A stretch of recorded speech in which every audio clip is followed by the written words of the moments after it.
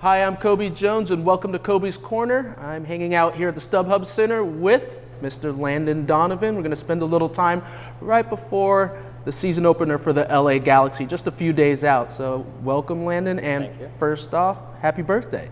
Thank you, sir. I'm almost as old as you now. Oh, 29? How old are you now? 32. 32, still a young man in the game. MLS season starting out for you, just a couple of days away.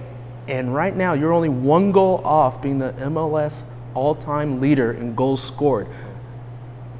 How does that feel? As you know, when you get into this mode of the season starting, you're sort of just focused on the game and what's coming about, because every day is about Salt Lake, Salt Lake, Salt Lake. What are we going to do to prepare? So you don't really think about it, but it gets brought up, and then it comes back into my mind. So I'm not going out onto the field trying to do anything different or dramatic to try to score a goal. If it happens in the game, great, but I have to focus on what's going on the field. We look at the national team and we also look at the LA Galaxy. You've kind of moved position over your career. Now it seems like you're going to be a midfielder, especially with LA, with the acquisitions that they picked up. What's your frame of mind going into that? How do you feel about that change? I'm comfortable with it. I played a little bit with the national team there. I've played all of preseason with the Galaxy there, so I'm confident that it's going to go well. I'm getting more and more comfortable with the little ins and outs of how it works and what I need to do. At the end of the day, I'm on the field trying to do the same things. Maybe defensively my role changes a little bit, but as far as the attacking stuff, it's the same. Very important year, World Cup year. I've been there, you're there, so you're still there right now. Prepping for this World Cup, how do you go about that with that? The aspect of, you've got this long 8 to 9 month season with MLS, but also within there, you've got the World Cup to prepare for. Now, you've done this a few times, but going into this World Cup, how are you managing both of these? I've learned to compartmentalize really well.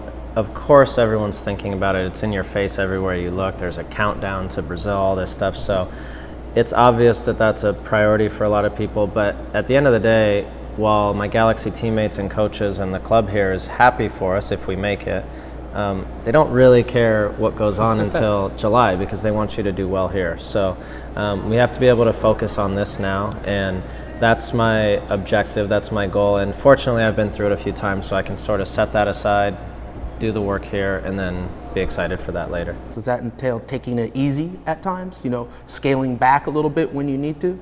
Well, I don't think Bruce would be too happy about us scaling back. We're all human beings, right? So I've always played in a way where I want to make sure that I'm at 80 or 90% over 40 games a year, as opposed to 100% for 10 games and then being hurt for 30 games. That doesn't help anybody. So there's going to be games in there where you're at 100%, you feel great, but you've got to be smart in how you manage things, and this will be no different.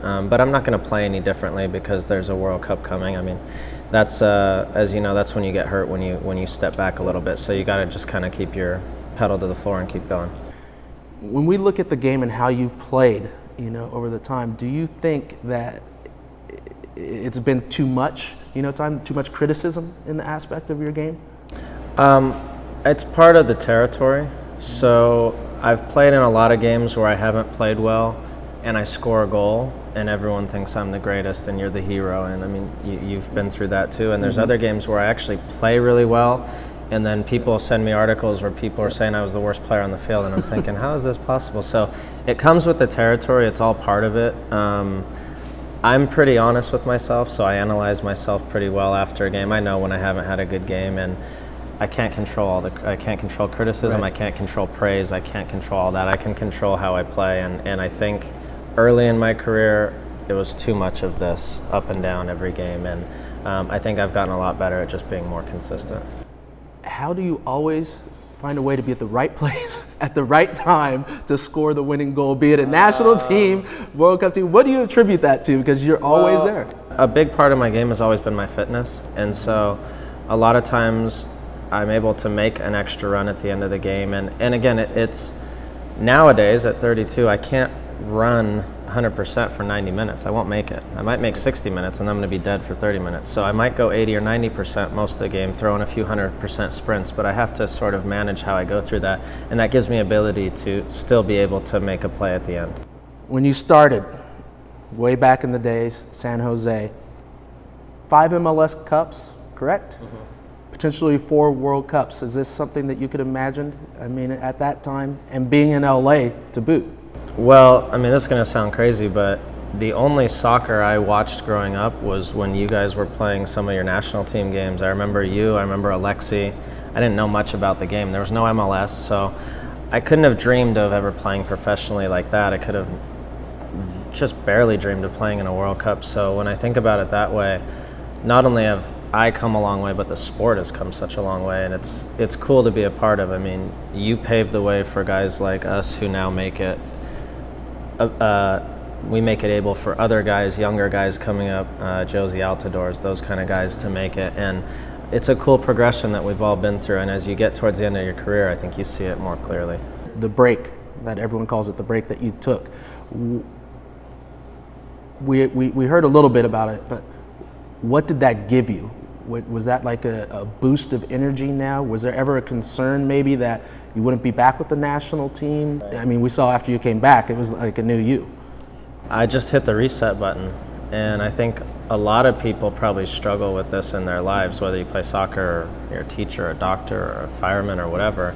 You hit a point where we just need a break, and we've unfortunately developed this society where we glorify working hard. You know, people be like, he was the first one in the locker room and the last one to leave, and that's or the first one in the office, and he's there till 8 p.m. and everyone says, oh, what a hard worker. But I'm not so sure that's the best thing if you lose balance. So I needed a little balance in life. I needed to get away, and for me, it was the best thing I could have done. The import of the CONCACAF Champions League to you, to MLS, to the Galaxy. Is this the time? Is this the time for the LA Galaxy to possibly win this? We feel like it is.